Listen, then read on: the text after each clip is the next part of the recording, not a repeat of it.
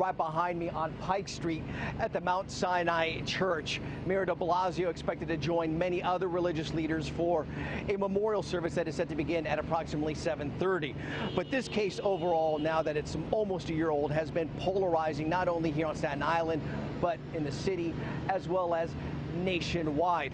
And keep in mind that as one chapter closed last night, a pivotal chapter, there are still many questions that many are hoping to get answered here.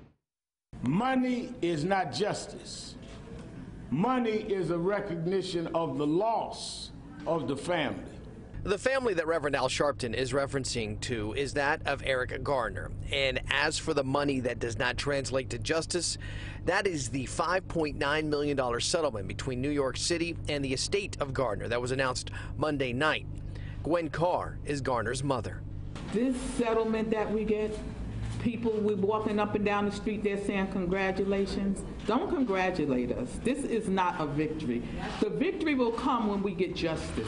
Then we want to have a victory party. The justice they, along with others, are seeking are federal charges brought against NYPD officer Daniel Pantaleo, the man who Garner died in the hands of on July 17th of last year, and who was also cleared by Staten Island grand jury less than 5 months later. 11 times he said he couldn't breathe, and they chose not to indict. Where is the justice?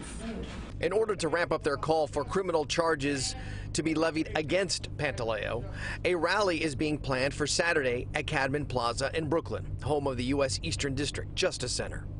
There needs to be structural change, and they need federal intervention where local counties will not protect its citizens based on local politics. At one point, Esau Garner spoke passionately and candidly about how her husband died on a Staten Island sidewalk.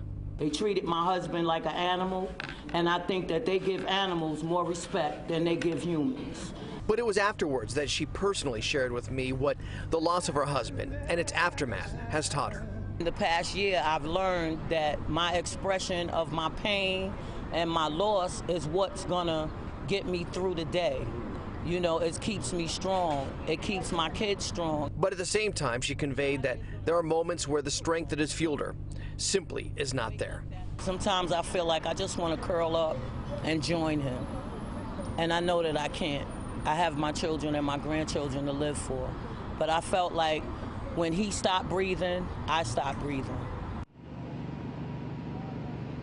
Again, it has been a challenging time for many people who have been closely involved with this case. The key question, again, that they are hoping to get addressed here sometime in the near future from the feds, whether or not there will be a special prosecutor brought in to examine the potential for the charges that has been discussed at the federal level being brought against Pantaleo. Again, the religious memorial service taking place this evening here on Staten Island at approximately 7:30. We will have complete coverage coming up tonight on the Pix 11 News at 10 o'clock. Reporting live from Staten Island, Mario Diaz, Pix 11 News.